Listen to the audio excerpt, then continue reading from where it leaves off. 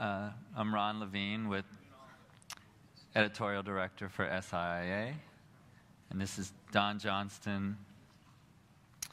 He is the senior director editorial for BioWorld Today and Medical Device Daily of Thomson Reuters. So we're here to talk about blogging, and specifically the power of team blogging, which is a much easier way to get into it if you have more people on your staff to share the load and that kind of thing. First of all, let's get into why we should blog in the first place. Can I get an idea of whose companies are blogging right now? I see that. All right. So most of us. So this part we can go through pretty quickly. Okay. We have engaging the audience in a meaningful way. Number 2 is important. Let the audience know that your website is current and changing. A lot of times that'll be the first place people go now when they go to a website, is the blog, because you know you see the date, you see it, this was done today, this was done yesterday, so you know right away that this is being kept up and information is changing. To allow reporters and others to go off script and give their own personal bent. I think Don will talk about this a lot more with his staff. But you have your editorial people who are just submerged in this field every day, and a blog gives them a chance to maybe talk about the conversations they've had on the side, information they've seen in other places and haven't been able to get a chance to get into stories. Entice audience to check our site often. As I said, it's that crisp, refreshing feel to it. Help build a special identity or brand. I think this one's important. I'll talk about this a little later with a couple of my examples. Allow different voices to get exposure. This is a huge thing with team blogging, to give a kind of a different and complete feel to your company. Get people talking, build communities, convey important information, and add another place where you can monetize and get ads. Okay, now team blogging, we do it at SIA, and there are a lot of advantages to it. I'll get into here. Present different voices, styles, faces. So at SIA, we have myself, who is blogging about content, publishing, niche marketing, those kind of things. 2 days ago, we had David Leduc, who's our Senior Director of Public Policy. He's blogging about the native advertising FTC workshop that he covered and gave great information. We have Keith, who's our legal counsel. He's writing about patent trolls and copyright and those kind of things. And really, when you look at, it just, with everyone doing maybe one or two a week, every other week, but it builds comprehensive. It really builds a nice folio for you. It spreads the workload out. We get into these more. Covers different topics with people who know their topic well. Let me get into these individually here. Okay, presents different voices, styles, faces. So for this report, I talked to Rachel Yeomans from Aztec. They have one of the best team blogs that I've seen, and they give a real fun feel to it. They'll have videos of their staff meetings, but then they'll have, each person has a specialty. One person, will do on SEO, another one on analytics, but what Rachel said was, they are required to have some kind of image. I think she wants to keep it fun. She wants their personalities to come out, and it works well. AIS Health is another SIPA member, and when I looked on theirs, if you have a chance to go there, They, I think all the editors, reporters, there are about 12 different pictures on the side, and then they have, each one is listed with about a paragraph lead, and you can easily see which one you want to go to. That's another key, is that instead of one long thing on your page, just give a little bit of intro for each one, and then somebody can look at it, pretty much quickly see the person who's writing it, see the picture, and then go down and click to what they want. Spreads the workload. This is one of the keys with team blogging, that instead of you're not coming to one person and saying, okay, we want you to do this blog. It could be a little intimidating. With spreading the workload, it does a couple things. What Rachel told me was important with this is you still need one person in charge. So even though you're going to ask all of your, a few different people, reporters, editors to blog, I think with her she asks for 1 or 2 a month, but she has to be the one that's giving the instructions and making sure everybody's on time and that things are coming in as they should. Covers different topics. People who know their topic well. This one's interesting. You may even look at your staff and the people you work with, and they don't really even have to be writers. With blogging's a whole different thing, I think. What Rachel told me was that one of her development people turned out to be one of her best bloggers. I think with blogging, it's more showing your personality, your knowledge. So those are the things. You can, and those people sometimes have a knack for just writing really engaging material, just the way they do it. Like here, so for this example, I went through a couple weeks of their blog posts, and look, all these names, each person had a different specialty. And then if you saw these only one at a time or something, it's not much. But then when you go down and see each one, it really becomes effective. I'm not sure. Is anyone the Cornetto trilogy? Does that ring a bell for anyone? I wasn't quite sure what that was, but let's see what else.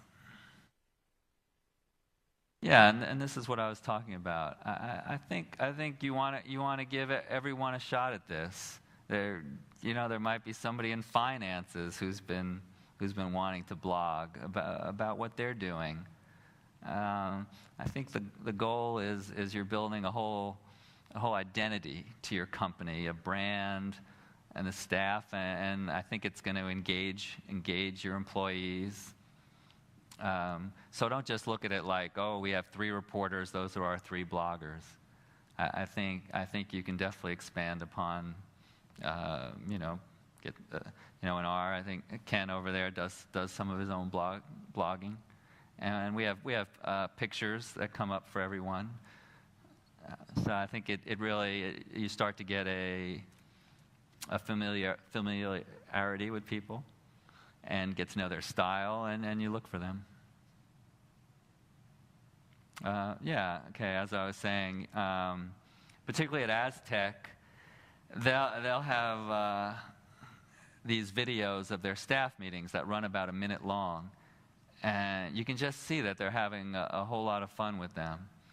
And when they post them on their blog, I think that fun is infectious. By watching it, you feel it, and that's the image that they want to convey. I mean, they're a consultant, but they know their stuff. So they're a consultant. They're going to have fun with things, but they're also showing their knowledge about everything. With blogging, it's important to get into things quick, of course, in this digital age, and show your personality. And I thought this one here, where probably a woman who's not one of the main writers, just said, she's talking about the company. They had about 3 or 4 different things about their company retreat.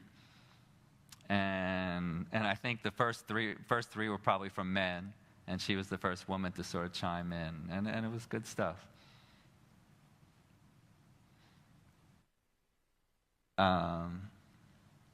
Yeah, you know, again, if I was the only one blogging at SIIA, the information would be limited, or I would have to, you know, interview different folks, which I do, but by having, we must have at least 10 people blog. It just extends what we can cover and what we can offer out there, what people can engage in. It just builds so much. This was just one that I found where they had a team blog, and you could see it was just a whole different amount of angles they were using. Again, I like also that, and the way SIIA does it is at the bottom of each blog, it'll list our picture and our bio a little bit. And Laura, who sort of runs the blog, is insistent that we do that, which is good, because again, it builds that familiarity, gives people a comfortable feeling with us, and helps overall. Okay, tips to remember. As I mentioned, Rachel was very affirmative on this, having someone in charge. It doesn't have to be a lot of time, but just someone who's making sure what she said is somebody to answer to. Okay, very important. Starting, if you're going to start slow. It's fine. Once or twice a week, that's okay. But it's much worse to do the opposite. To say, oh, we're going to do 3 or 4 or 5 posts this week, and then 2 weeks later you're doing 1 or 2. So start slow, build up. Rachel talked about. She thinks SEO-wise that 350 words and 1 image is for her a minimum. The only exception I could see is if you're doing something, if you start doing something every day, then I think a couple of them could be, if you're definite on committed to having a presence every day on a blog, I think then some of them can be shorter, and just so you're conveying one quick piece of information. How does the topic affect your readers? I think is something to always have in front of your mind, and it's been gone over here today already. I mentioned that about the being listed with that teaser graph and some kind of read more button, so that if it's just one subject, if you only had one subject on a page and somebody didn't engage with it, they would move on. This way there's 5 or 6 or something they can choose from. Encourage personality. I think this is certainly one place where the old reporting axiom where reporters were always told to sort of keep their personality out of it. This is kind of the opposite. I think you want to learn more about them. I mean, it could involve what they did last night, the conversation they had, or that kind of thing. As I mentioned before, don't count anyone out on your staff without seeing if they might want to do it. If you do get, say, 5 or 6 people doing this on your staff, have them communicate with each other, share tips, see what's working and what's not, what's getting the best open rates. Have a guiding vision. Of course, that's important. You do want to, as I said, with Aztec, you want to be sort of a fun company with that AIS health. I think they want to be looked at as sort of knowing an editor or writer for every subject. So kind of start there, and then move on. Make use of everyone's social media following, very important. You know, and this is another reason why it's good to involve as many people as you can on your staff, because I think everyone's going to have a different network of folks, and that's going to expand the following. You know, maybe they'll come looking for one person, and in the process of that, they're going to find some others that they like. Encourage everyone to feel ownership. The same kind of thing. This is a company blog. I mean, as I mentioned, when David does, you know, this great post on native advertising, I feel great about it. That means more people are coming to it. I think more people are going to read my stuff, you know, after they finish with his. I think repurpose has been a big word so far here today.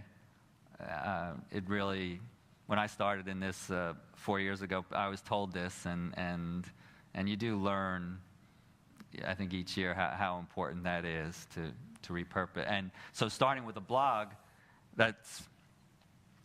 you're going to have that good content that you can definitely use in other areas, either a newsletter or a webinar, definitely other places.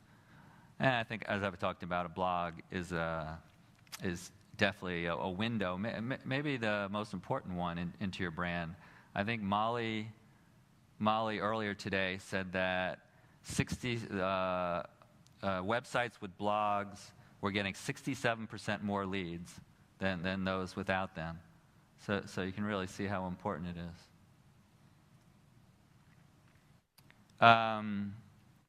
Real quick, a content calendar, if possible, can help. I think at least, you know, when each person is supposed to, you know, David here, Keith here.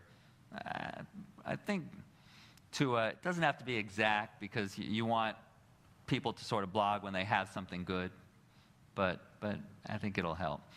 Call to action, you know, at the end of, again, to use David's, at the end of that blog, you know, he said, this is what SII is here for. We represented you at this meeting, and then if you have some input for us, please let us know. Landing pages, of course, are always important. SEO, there's going to be some good sessions here on SEO. I know Noran Olson from Aquota is doing one. I think it's tomorrow. So I would recommend coming back for that. And she could give more information on what needs to be in that blog for best SEO. Distribute, promote. The more ways you can get that out there, tweeting, Facebook, you know, everything that you're doing in your company can have a sort of a portal into the blog. And yeah, as I said, socializing it. You know, one of my favorite quotes is, if anyone's not doing it, there's only one way to start. You know, just begin.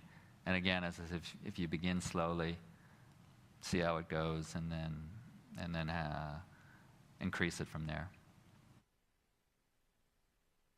I think that's it for now. Let's see.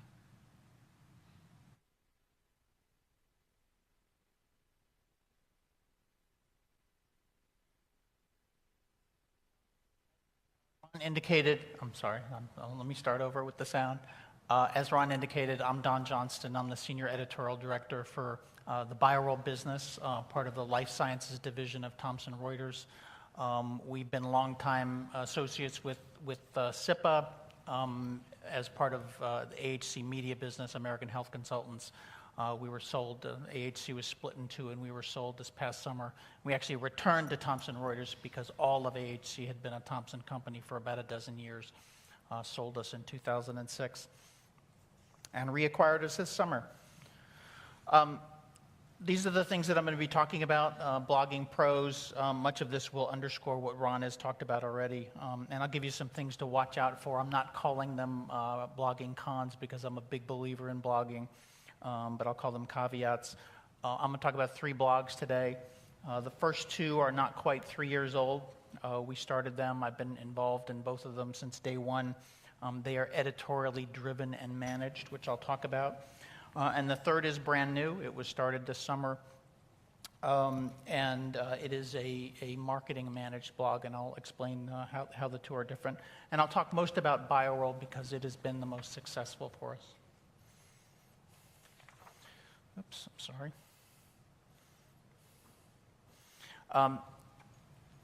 Here's some screenshots, and I apologize that they did not translate very well into my PowerPoint. I'm sure it was operator error, but this is what BioWar Perspectives looks like. Just a couple of shots. This is Medical Device Daily Perspectives. And this is Life Sciences Connect.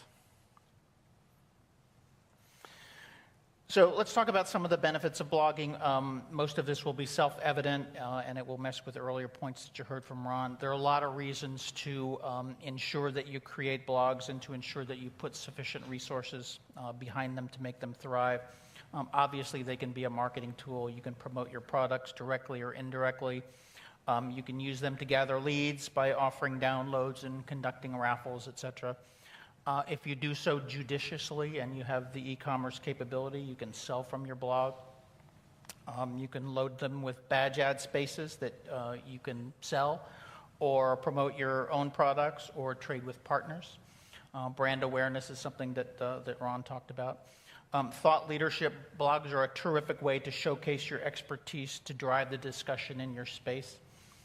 You can use them to build or enhance the reputation of your team members, so maybe that makes them more valuable as webinar presenters or conference speakers. It becomes another form of content that you can deliver to your market that enhances the idea that you're a one-stop shop for data, information, and perspective. Posts can lead to discussions that lead to stories with your editorial team. And using art and headlines and tone and writing style and headshots, as Ron mentioned, you can use the blog to give your brand some personality.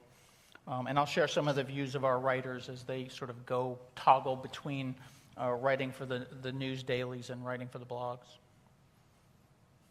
A couple other things, as Ron has discussed, blog can give you a ton of content to draw the search engines. Blogs and social media work very well hand in hand, and I'll talk more about that. How the market responds to your posts, your blog-inspired tweets, your offers, and your downloads gives you insight into your audience. It's a way to engage your market. And finally, it's fun. It's fun for the writers, and it's fun for your readers. Just some things to watch out for. Most blogs don't make money directly. Yet it can become a full-time job. And you just need to be careful that you're focusing on the things that ultimately make money. All content must be edited. It should be in your style. And just use common sense when it comes to things like politics. And while it's great to have fun, make sure you're keeping your posts professional. And we debate all the time, are we giving away too much information for free on the blogs? Let me talk about BioWar Perspectives. It's about 2.5 years old. We're posting about 3 times per month this year, which is not enough. There's a couple reasons for that. One was the acquisition, which took an enormous amount of time and energy as we were being courted by companies, and then the integration process with our new owners, which is ongoing.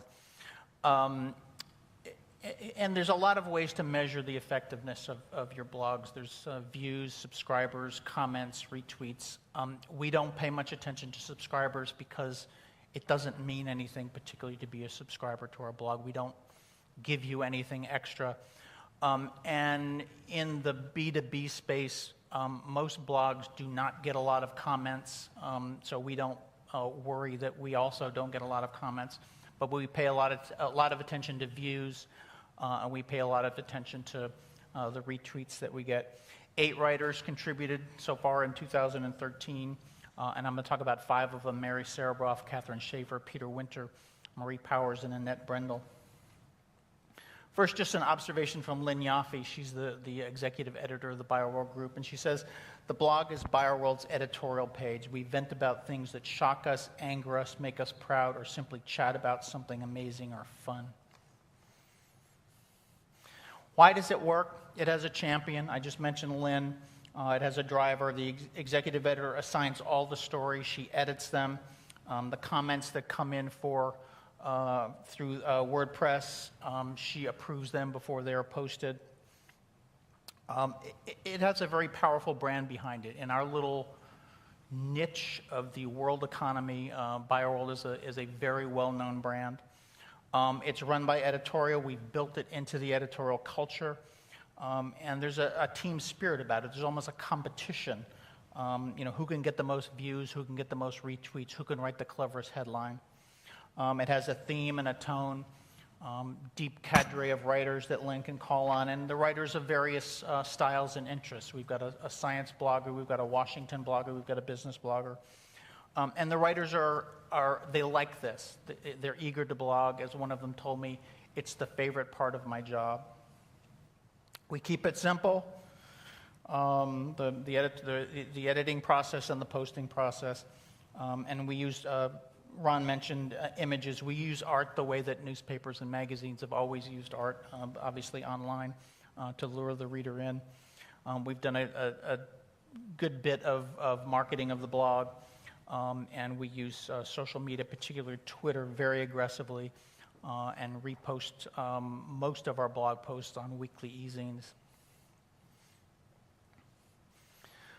Mary Serabroff is our Washington editor for BioWorld, and she has written the post that has gotten the single most views ever since our blog launched, the Starstruck FTC. And it focused on power, focused on abuse of power. This is an agency that a lot of folks in D.C. felt had overstepped its mandate. And Mary set it up in a clever way. She wrote, this is her opening line, "The FTC seems to have come down with a bad case of star envy, not content with its supporting role as implementer of laws duly passed by Congress. The agency is intent on rewriting the script, casting itself as a headlining hero, executive producer, star-making director, and congratulatory movie critic."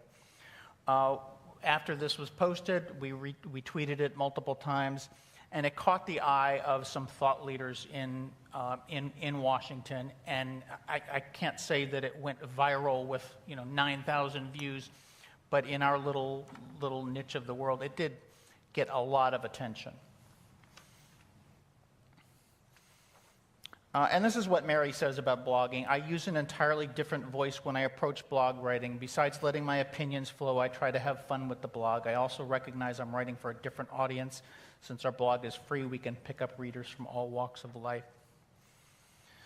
Katherine Schaeffer did a post. She's just a daily beat writer for BioWorld Today staff writer. And this piece on the Brzezinski Institute is the number 3 most popular post that we've ever had. And that's an organization that a lot of folks have felt was promoting cancer therapies while sidestepping the FDA, not playing by the rules.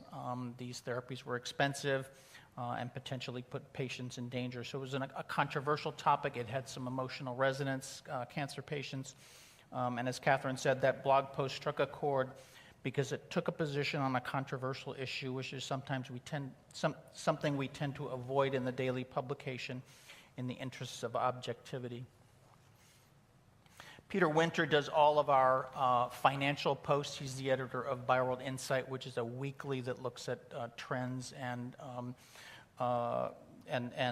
analysis at the financial end of the biopharma industry. And I just want to note a couple of them. He post this summer was called Bubbleology and Biotech's Bull Run. And the opening line began with a link. Our recent analysis, and you see analysis is hot link there, of biotech's second quarter performance showed, et cetera.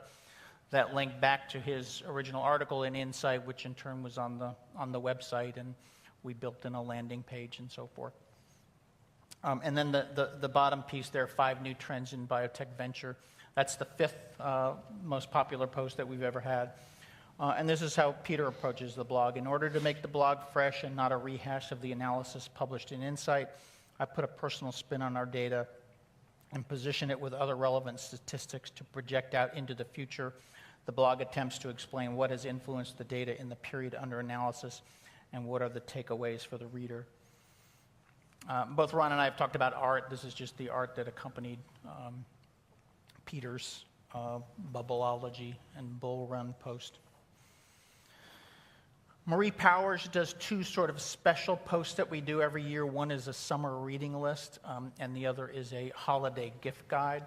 And these are terrific examples of engagement.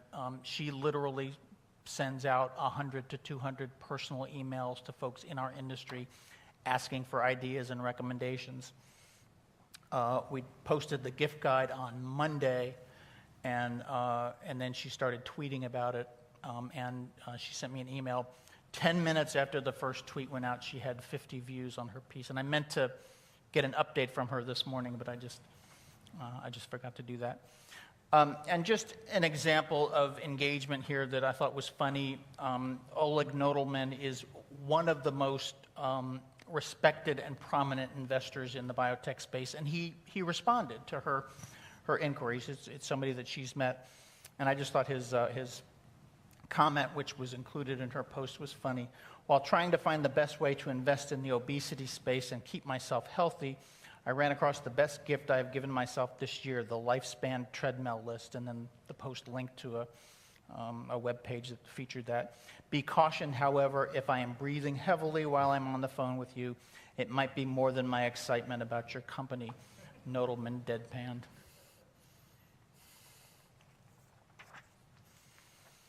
And this is what Marie says about these particular posts. She posts on other things, but she said the goal of the blog post is to provide at least one suggestion, book, or gift that readers can use.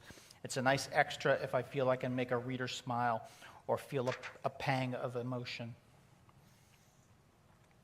Just a couple other key posts I wanted to mention. He Said What? Best Quotes of 2011. That's the number 2 most popular post ever. And you see the number 4 one about specialty pharma. What I like about the best quotes, anybody can do that. I mean, if you just sort of look back through all of the material that you've published in a year, you can cull the best quotes and do that around December or January. And I just wanted to include some perspective from Annette Brendel, our science editor, and how she sees blogging as different from her everyday work for the Daily. I think what I try to do in the blog is cover science and medicine as a deeply human endeavor.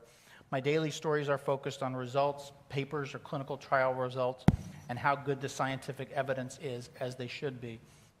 But there's a lot of things that go into medical progress or lack thereof, besides the cold, hard data. A blog should be fun, and here are some examples. We do have a lot of fun with our headlines. And here's 9 or 10 examples. Casting calls for Pfizer, the movie. What's in a biotech name? It's Greek to me. The Good, the Bad, and the a 2011 biotech recap. Bug juice, antibiotics, slow drip turns to flow. Spit and image, or how I am probably going to die. That was one of our writers did a genetic profile using the saliva test, a genetic profile of himself. What's 10 minus 4? Not 6, apparently. Kudos to 4 little biotechs doing cool science. Let me turn to Medical Device Daily. It's a little bit older, launched in the spring of 2011. We're posting about 6 times per month this year. Again, we look at views and retweets most carefully. 6 different writers have contributed in 2013. I'll talk about 3 in particular: Mark McCarty, Amanda Peterson, and Omar Ford. And why it works is almost identical to all the points that I raised with BioWorld. It has a champion executive editor, Holland Johnston. It is a powerful brand behind it. Holland's got a deep cadre of writers to call on. And in particular, the point that I've got italicized and underlined there, the writers are eager to blog, and one DC-based writer is very eager to blog, and I don't think there's a city on earth worth more to blog about than Washington, D.C. And that writer is Mark McCarty. A running theme for Mark this year has been, both in his coverage of the Daily and in his blog posts, has been the Affordable Care Act, and in particular the device tax that's part of the ACA. Just a couple of his headlines: Beltway Blues, the device tax, the ACA, and a cheap antidepressant. And then election 2012, what it means for device makers.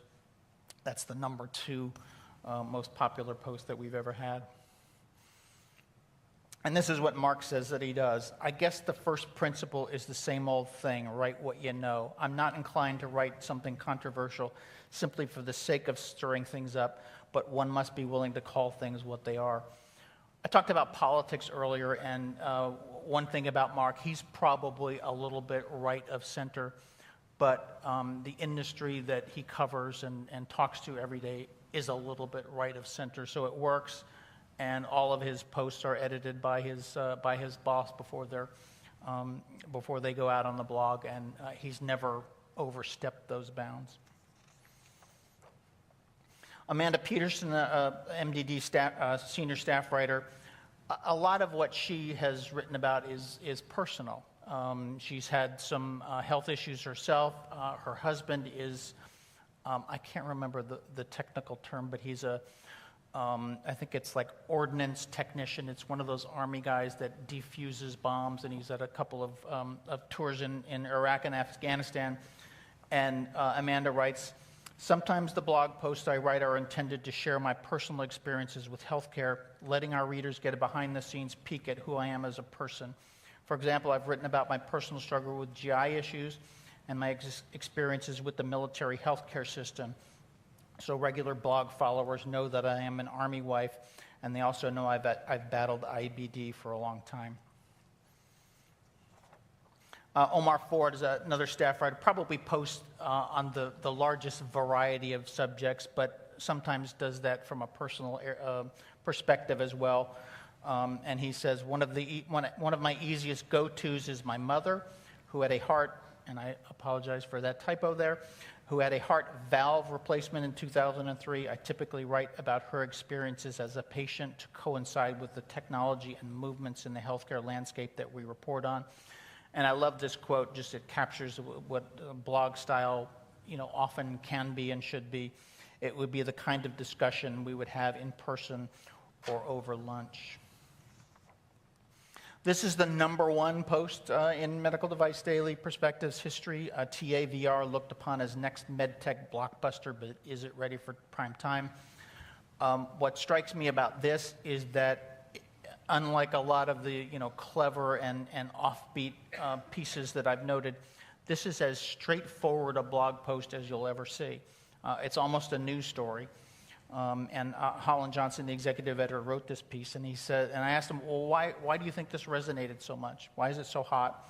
And he said, investors, medtech companies, and patients are eager to learn more about TAVR, which is transcatheter aortic valve replacement. It's a substitute for open heart surgery.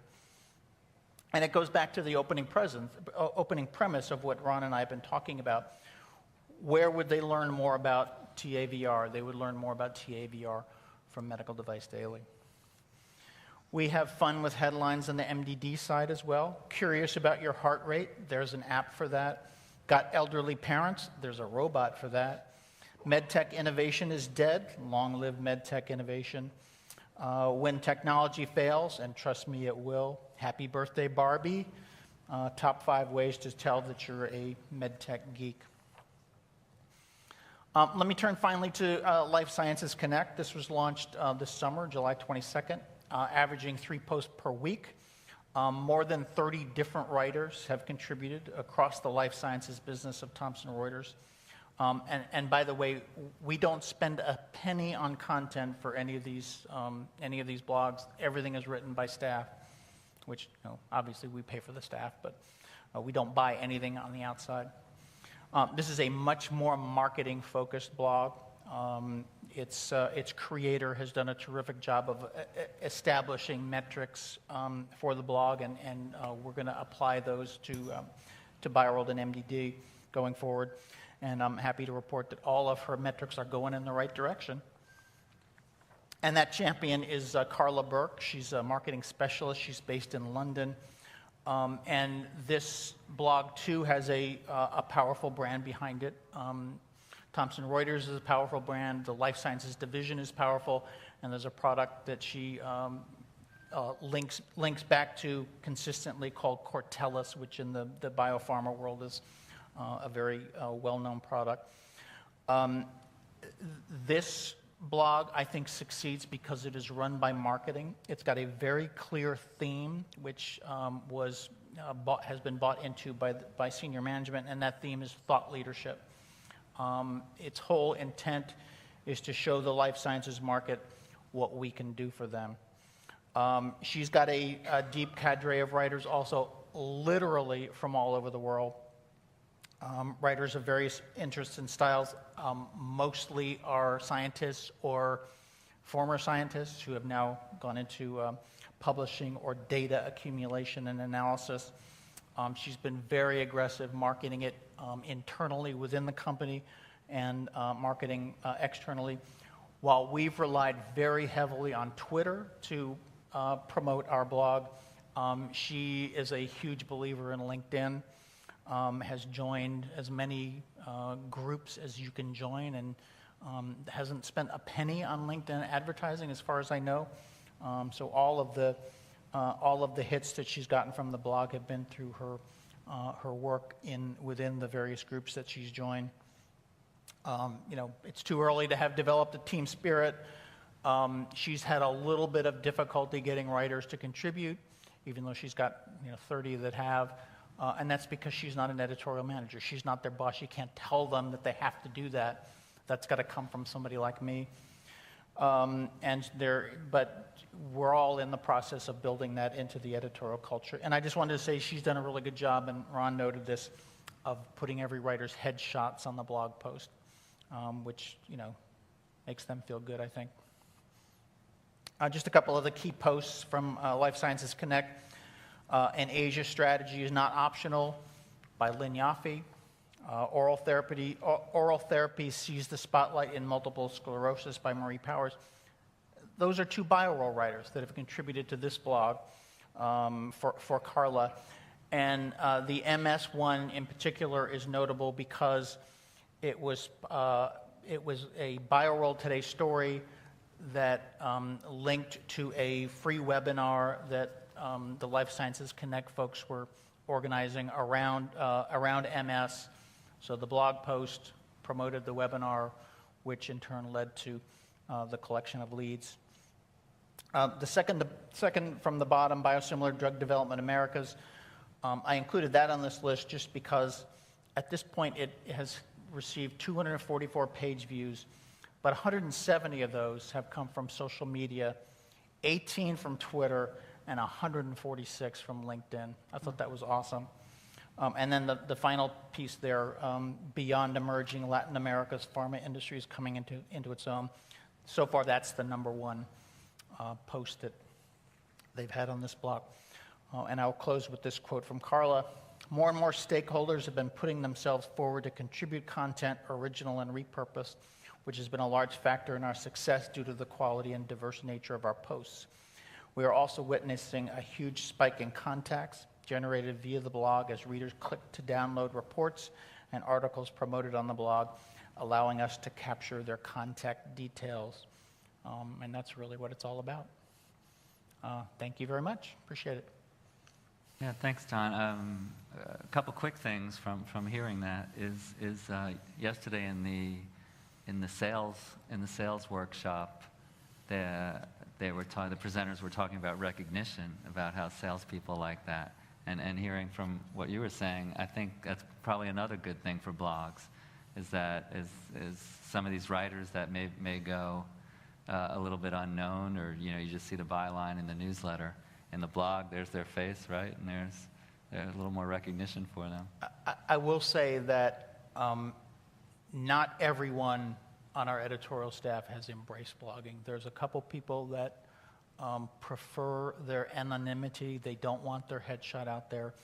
And if we do get them to contribute to the blog, it's usually a repurposed piece. It's something they've already written, and they'll reluctantly say, yeah, we can turn that into a blog post. But for the most part, somebody like Mark McCarty, he loves it. I mean, he loves being the center of attention. He loves getting feedback, whether it's, whether somebody's agreeing with him or not agreeing with him. He loves the sort of back and forth. The other thing you had down there too is building. You're building images also of some of your writers. Like 10, 15 years ago, I remember I was at the Washington Post a little bit, and it was, they didn't want you doing anything else.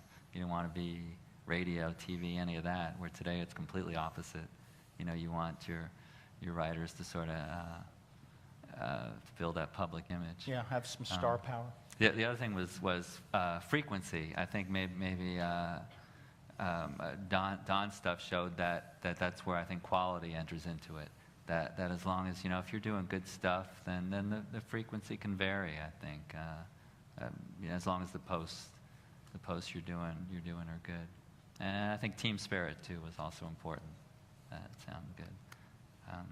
Any questions out there? Yeah, Philip? So what about the difference between having the editorial in charge I just want to know the difference between having the editorial in charge of the blog as opposed to having marketing, because it sounds like the life sciences started later, but you chose to put your marketing person in charge of that as opposed to the editorial. Just curious about that. I think some of it has to do with how the culture of our company has changed, and how the marketing personnel that was available at the time. 3 years ago, when we started the BioWar and the MDD blog, there was nobody in marketing interested in being involved in a blog, and yet we on the editorial side were very eager to get started, and we got started, and the marketing folks have come along afterwards, and the more their expertise can be applied to what we've already established in terms of tone and consistency and brand image, it's going to make for a better blog. The Life Sciences Connect started the other way around with the marketing premise. We have this theme of thought leadership, and we're going to tailor the editorial to that theme. I think, if I come back a year from now and talk about the 3 blogs again, they'll have come closer there'll be a more of editorials, energy, and maybe rebelliousness in the Life Sciences Connect blog, but more of the, business-minded metrics on the BioWorld and the MDD blogs. Does that answer your question? Well, sort of.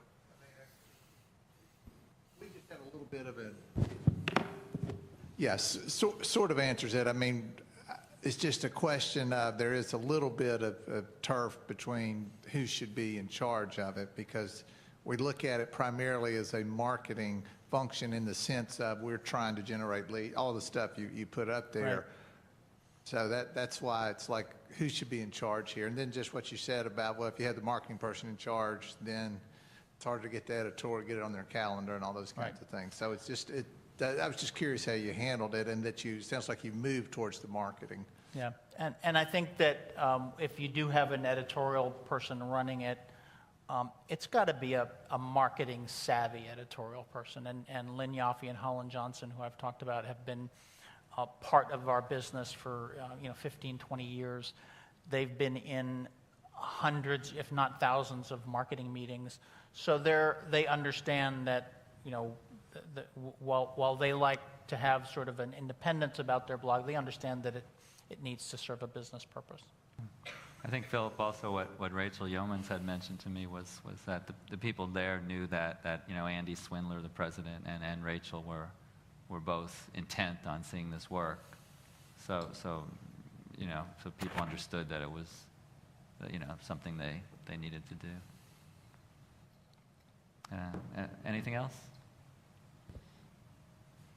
All right.